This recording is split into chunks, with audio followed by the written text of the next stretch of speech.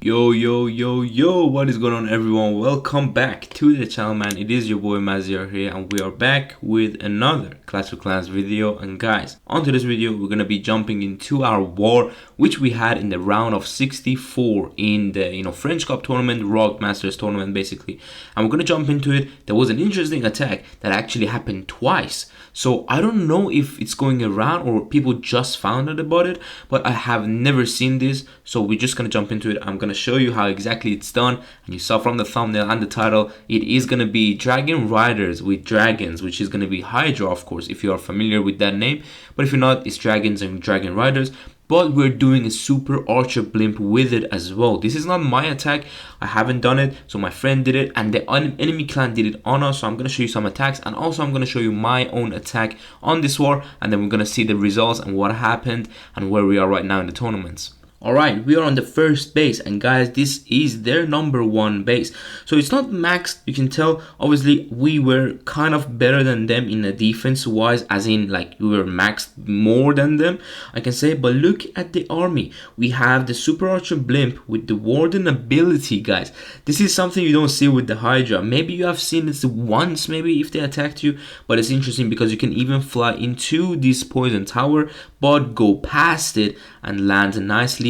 Do the double clone or the first clone and the double rage, combination. Up to you really which one you want to use. Some people prefer the double clone because it's easier to deploy. You just drop double clone and a rage and it's just fine. Now you can just drop invisibility. I can tell like that. It's just easier and why people choose it. But what about the rest of the base? Well, what you really want to do, guys, and what I understood from this attack and also the other attack that I'm going to show you, basically you want to have your heroes to now go from one side of the base around, but you want to have the dragons from the other side of the base to go around, kind of like the super Valkyrie attack like that I did on a video, that you have the heroes go from the other side, and then you have the Valkyries with the warden and the royal champ to go from the other side. Now if you see the heroes are struggling, you can send the royal champion with the other two hero, or you can send the royal champion with the HYDRA. But let's not forget, if you have not pulled the CC yet, don't forget, don't drop the royal champion on the side that there is a CC, because you might get in trouble.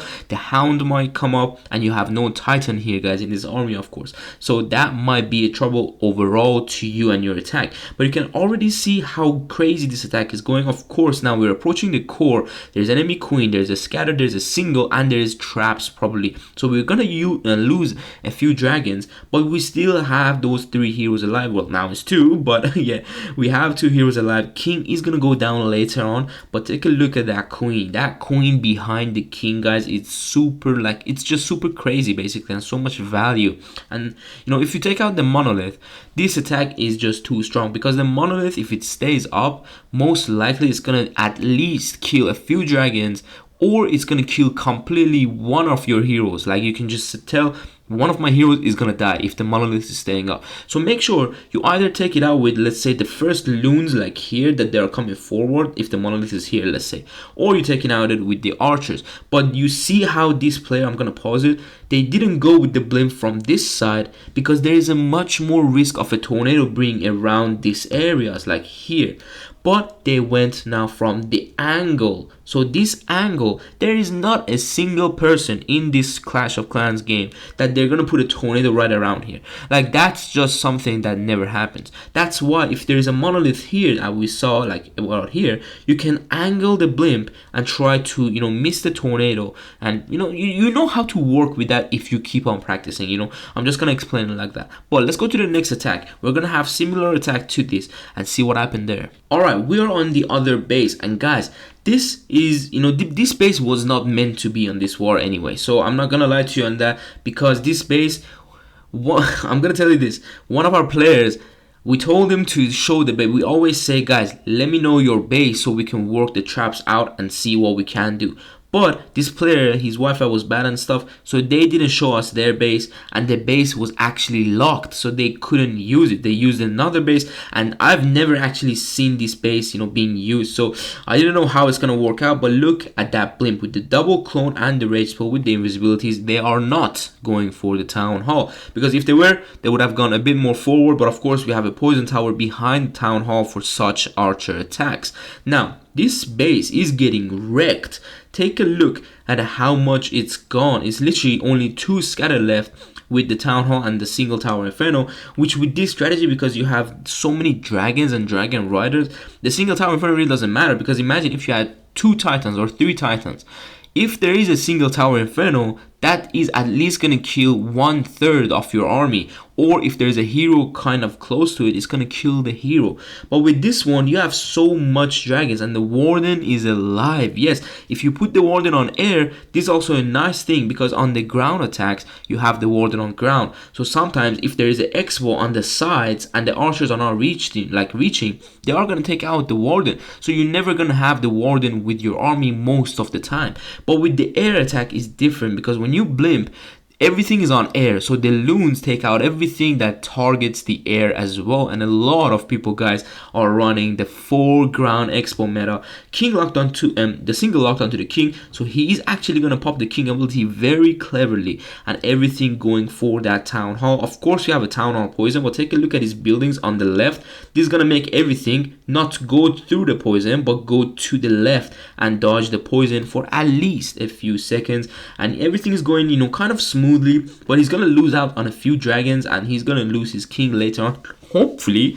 But let's just see how it's gonna go. It was a nice attack, I'm not gonna lie, but it's getting really close. He pops his queen ability, his dragons are dead, his king hopefully is gonna die again. Come on, king, die, man.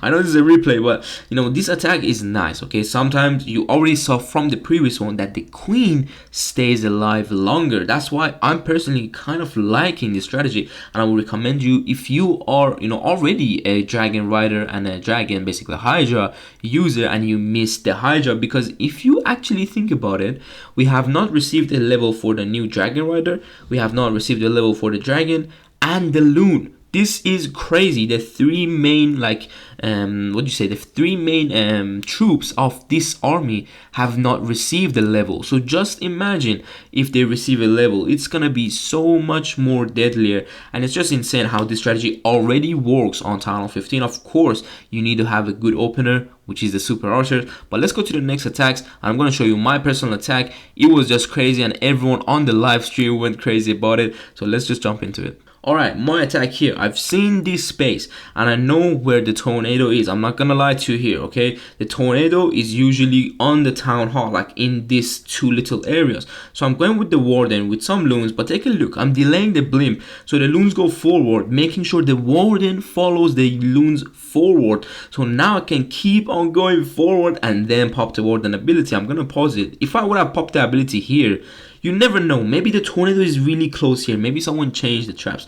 So now even if the tornado was there, I would have dodged it, but of course we have traps. But anyway, it doesn't matter. Now we're gonna reach it, but I'm gonna drop early. I have 1 archer here. If you didn't notice, I dropped it with the warden, so we can pull this titan away from all these things going on in the core. Archers going crazy. We took out the monolith. There is double expo, and take a look again, the 4 expos on ground. This is why I'm talking to you about that little Hydra attack with the super archers, because it's insane. We took out the single, we took out that town hall, we're taking out the bomb towers, and we're gonna take out hopefully one of these spell towers as well, and the royal champion. It's amazing value. But if you haven't seen already, my army is titans, healers, and super valkyries, because it's a nice army. It is fast, it's not gonna time fail, and it's strong. If once you get that value with the super archers, there is not a single base that can stop it. A lot of the times, guys, and I'm gonna show you, people do get the good value with the super archers, but a little Tesla farm or a monolith, it's just gonna wreck their attack. Go in with the Valkyries.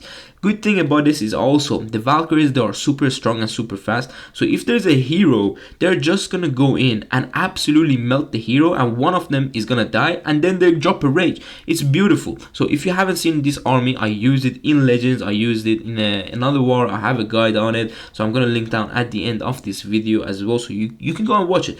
Now Royal Champion coming in with the king, and those rage balls are just so nice, man. King on the rage, healer on the rage, and queen went in the core to take out the poison tower, the expo, and then later on the multi. This base is absolutely crushed. Everyone on the stream loved this attack, and that's because it's something that no one uses. No one uses this as a strategy. That's why it is an actual strategy, but only I use it. So if you also want to use it and have fun and make sure people love it, love watching in live basically, go for it and use the strategy. But we're gonna jump into our last attack, guys. I'm gonna not show you all the attacks because it's 10 attacks, so it's gonna be like a half an hour video. I don't want to do that, but we're just gonna show you one more attack and let's go. Now we are on the enemy, basically player. Like we're on our team, but the enemy is attacking us. I wanted to showcase this attack because it's beautiful. It's really nice. I'm not gonna lie, they did a great job with this attack. And how does it work? Well, you have a warden walk and then you have the flame flinger for the town hall. Usually it works really well with the box spaces, but then you have the lightnings. Take a look at how he's managing his time, and also he just lightning out that core like there, and he's managing the time with the warden walk and this flame flinger, so he doesn't time fill. If you would have lightning first, then start the warden, then go with the flame flinger, he might have time filled, but you don't know what happens, so you have to keep on watching the time. So warden, he could have given a bit more time, but he started a bit early. It is fine. Now he's flame flinger is gonna walk his way to the town hall and the main army is in. We're not gonna look at the flame flinger too much because there's not much damage on it. He checked that out with the HYDRA king on the outside to funnel everything back in, and I can already see triple ice golem comes out, but the troops are far from that monolith. This would be deadly if the troops would have been around here dealing with the triple ice golem. It would be crazy. Now there is a hero and little hero basically action on the lower side. There's so many heroes going down there, but now everything going well. Flame flinger is doing well. He has half HP going for the town hall. I don't know if it's gonna be able to take it out, but let's see what happens. Now he distracted the monolith with a skeleton spell and a headhunter for that RC. He's titans are still alive, 3 of them at least, or is it 4? I think it's 3. But now champion coming in with the king. Where's the queen? Queen is actually there as well, helping with the main army. But take a look at the open walls, guys. The walls are open, so this army can just go around the base. Of course this one is closed, but still it's gonna be a bit tough to defend this right now because of how much army it's left with the 2 healers, or is it 3? I think it's 2. But yeah, so it's insane now how much value he can get. Freezes at expo, so this RC can hopefully take it out, but it's not going to be able to because the expo is just too good. And take a look at the top side, man. He has so much stuff going into the base with the queen ability. Flame flinger just got a town hall and it is going to pop soon. And let's see what is inside there. Yeah, it's Valkyries. Full Valkyries, man. It's insane. This attack was really nice, so shout out to them. Really nice, thinking and base identification. It was really nice. But of course, at the end of the day, we won this war, guys. I'm gonna spoil it for you right there, okay? Because I'm not gonna show you all the attacks. We're gonna go out and see the percentages. But one thing happened actually that we won this war. Basically, they had to get a 3-star and they would have win. But what happened was that they were hitting my base, which is full on maxed, even with the walls, and it's hard. It is deadly. Like the player who's gonna attack it, I wouldn't want to attack it myself. That's how I can tell it to you. So let's see this. And if you go to the war events, guys, you can see that was the last attack. And he actually attacked on the last 4 seconds, guys, of the war. So they would have got a penalty if they would have tripled as well. So let's go and watch this attack and see how this actually does. So this is my base, a very box-based design that is not going to give you value with the lightnings. Take a look at that. He can take out the eagle and the monolith, but there is still 2 spell towers. Obviously 3 infernos with 2 scattered and 4 expos. This is why I like this base and I ran it on this tournament. So let's see what he does with the hybrid. This is gonna be the last defense I'm gonna show you, and yeah, guys, but he had to triple this, so it is a hard pressure on him. But let's see what happened in the attack, because once you have that pressure on you, it's a bit tough. So he's gonna open that wall with the queen, so make sure the queen goes inside the town hall. But take a look at this pathing. The queen is gonna go to the mortar, but he wanted her to go to the town hall, but she's gonna come back down to the spell tower. Now this is where he's panicking. He's panicking and he's not really early with the raid, so he's gonna lose his queen ability. And this is where everyone in our group and in our WhatsApp call, we were like, guys, it's finished, we got the defense. Because there is no way when you lose the queen ability on a hybrid attack and it's going wrong that you are gonna triple a max town hall 15. It is just hard.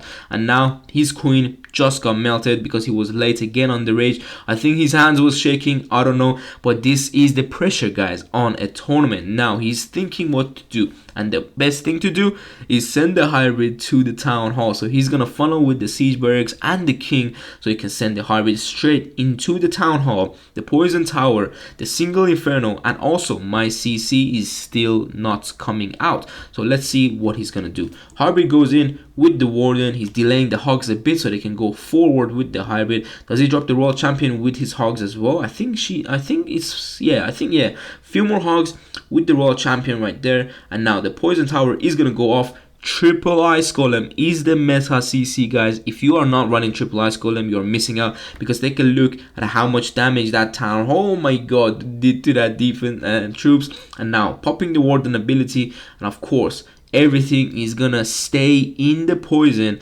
and also the single tower inferno melting his troops with my RC. And that triple ice golem literally killed everything, to be honest with you. But of course he didn't pop the warden ability early, so everything in his troops bar or troops on the field, they all died to the poison. I don't know why he didn't do that. Maybe he just gave up. But guys, is this even gonna be a 50%? Let's take a look, because on this map, let me pause it, if you take a closer look, I have archer towers and cannons on the outside, so it's hard to try and get the percentage. That's why it's there. So for example, if someone drops a blimp, and let's say the super archer blimp, and they want to pull the, let's say electro titan, they cannot do that because every single angle on this base is covered, that they cannot drop an archer anywhere. So now he invis the electro owl to take out this spell storage, because that's getting the chain value, but it's not gonna work because the eagle is locked onto the poor owl. So let's see what happens. Boom.